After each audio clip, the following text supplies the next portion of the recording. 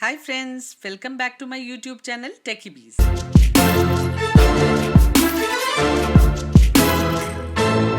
आज मैं आपके लिए उस प्रोजेक्टर के अपग्रेडेड वर्जन का रिव्यू लेकर आई हूँ जो ऑलरेडी अपने सुपर परफॉर्मेंस से एक बेस्ट सेलर बना हुआ है। ये है बोर्सो BS30 Pro Plus प्रोजेक्टर, जिसका रिव्यू मैं आज आपके लिए लेकर आई हूँ, जो बोर्सो BS30 Pro का अपग्रेडेड वर्जन है।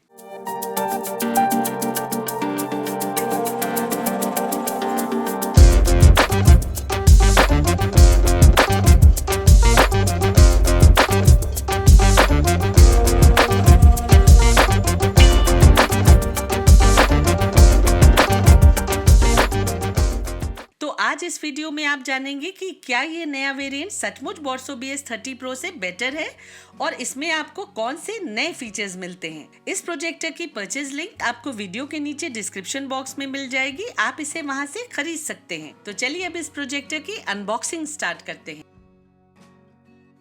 बॉक्स के अंदर आपको रिमोट, पावर कॉर्ड और एक शॉर्ट AV केबल के अलावा एक वारंटी कार्ड और एक बोर्सो कार्ड रखा मिलता है। प्रोजेक्टर का डिजाइन सेम इनके पिछले मॉडल जैसा ही है, बस इस बार फोकस रिंग नहीं दी गई है क्योंकि ये प्रोजेक्टर इलेक्ट्रॉनिक फोकस के साथ आता है। ऊपर के सरफेस पे पीछे की ओर टच बटन्स दिए गए हैं और बैक में सारी पोर्ट्स का प्लेसमेंट है। स्पीकर पीछे की ओर दिया गया है और इस साइड ये रिमूवेबल डस्ट फिल्टर है, जिसे आप टाइम टाइम पे साफ करके डस्ट के अंदर जाने के चांसेस को कम कर सकते हैं। प्रोजेक्टर में नीचे की ओर ट्राइपॉड माउंट और सीलिंग माउंट दोनों के लिए प्रोविजन दिया गया है। लेंस को प्रोटेक्ट करने के लिए आपको इस प्रोजेक्टर के साथ एक प्लास्टिक लेंस कवर भी मिलता है। फ्रंट साइड में नीचे की ओर एक स्क्रू दिया गया है, जिससे आप प्रोजेक्शन करते समय हाइट को इंक्रीज कर सकते हैं। प्रोजेक्टर को कूल रखने के लिए इसमें काफी सारे वेंट्स दिए गए हैं। रिमोट की बात करें तो रिमोट इस बार डिफरेंट है। व्हाइट और ब्लैक कॉम्बिनेशन में ये रिमोट पहले रिमोट से लुक्स में ज्यादा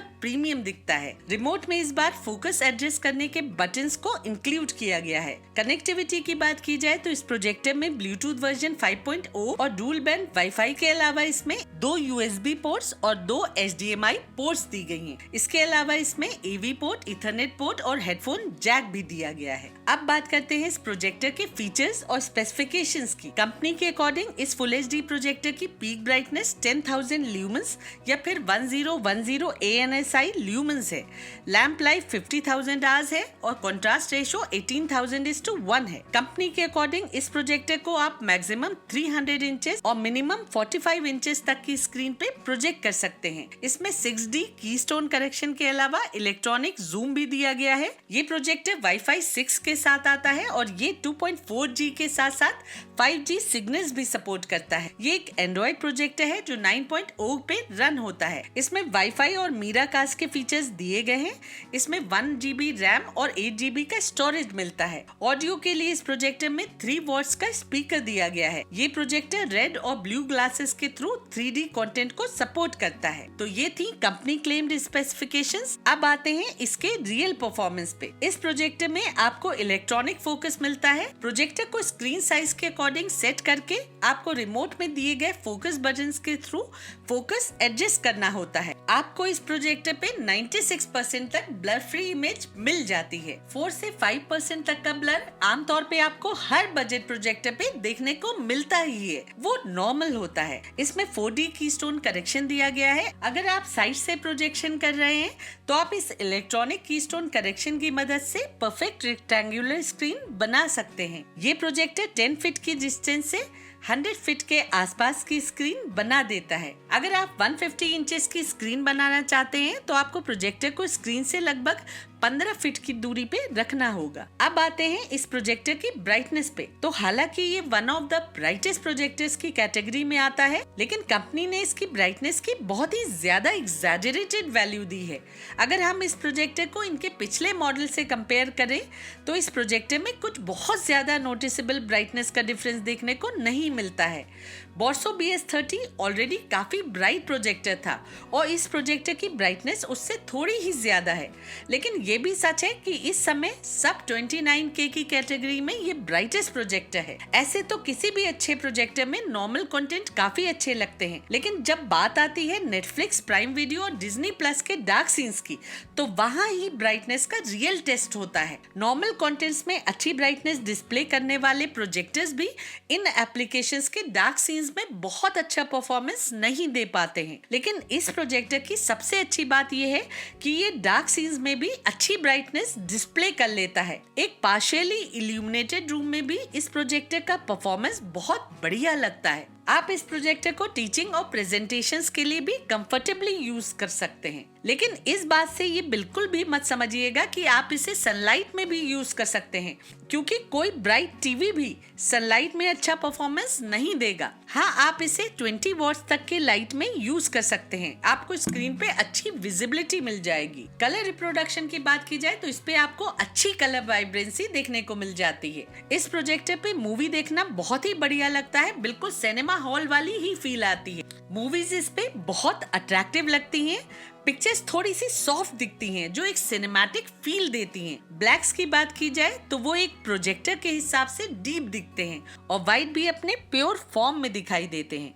स्पोर्ट्स देखने के लिए भी ये प्रोजेक्टर बहुत ही एप्रोप्रिएट है, क्योंकि इस पे आपको ग्रीन फील्ड का बहुत ही वाइब्रेंट और क्लीन व्यू मिल जाता है। इसमें 60 हर्ट्ज का रिफ्रेश रेट दिया गया है, जिससे फास्ट एक्शन सीन्स में भी मोशन काफी हद तक कंट्रोल दिखता है, लेकिन फिर भी वो टोटली अवॉइडेबल नहीं है। फास्ट सीन्स में कभी कभी माइन्यूट सा ब्लर दिखता है, लेकिन वो ज्यादा विजिबल नहीं होता है। प्रोजेक्टर की इंटरनल सेटिंग्स में HDR दिया गया है, लेकिन वो इस पे कोई रोल प्ले करता नहीं दिखता है, और ना ही HDR कंटेंट प्ले करने पे ब्राइटनेस कम होती है, जो एक अच्छी बात है। ऑडियो के मामले में भी ये बहुत अच्छा प्रोजेक्टर है। इसकी साउंड लाउड और क्लियर है। डायलॉग्स में अच्छा खासा बेस भी सुनने को मिल जाता है। तूने किसने कहा? इस आदमी ने। पापा, मुझे बाथरूम में ही बंद कर दिया। I think you should take a temporary break. I'm glad इन दोनों को सही टाइम पे रियलाइज हो गया। I guess हमारा साथ यहीं तक था। सीए बताएगा आपको कि लॉस हुआ है? अरे सीए से पूछेंगे तो ये भी बताएगा ना कि लॉस हुआ नहीं है, लॉस दिखाया है। खुद को रैम्बो समझता है क्या? यहाँ मेरा राज चल रहा है, सांस लेना मुश्किल कर दूंगा। 25 साल पहले तूने इस नन्हे शिशु की किस्मत के साथ उंगली की।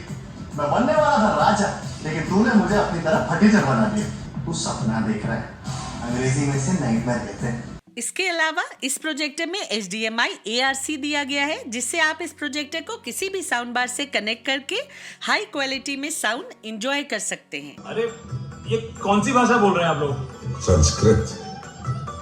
पर मुझे संस्कृत नहीं आती है। देखा, इसलिए हम लोग ऐसे रहते हैं।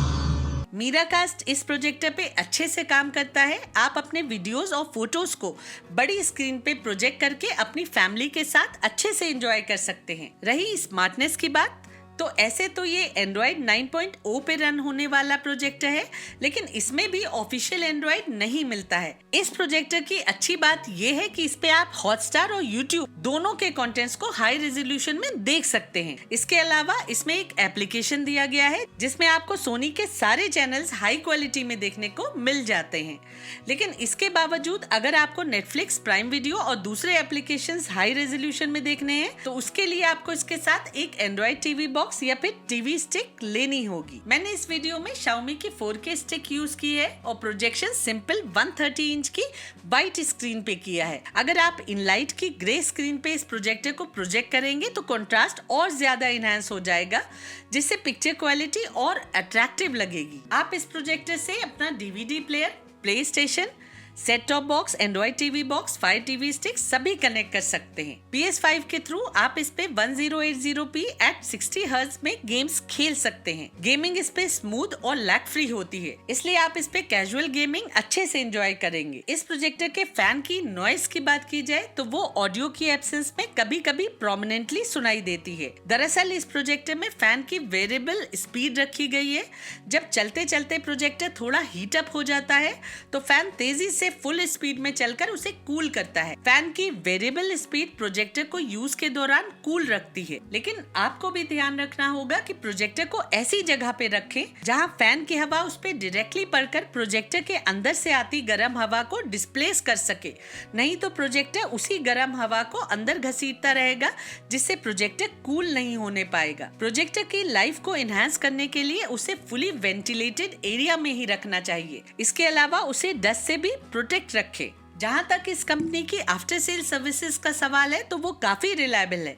आप लोगों के फीडबैक से ही पता चला है कि कंपनी रिस्पॉन्सिव है, जो प्रॉब्लम आने पे सैटिस्फैक्टरी सर्विसेज प्रोवाइड करती है। तो दोस्तों, उम्मीद है ये वीडियो आपको पसंद आई होगी। अब मिलते हैं अगली वीडियो में, तब तक के लिए टेक केयर, स्टे सेफ।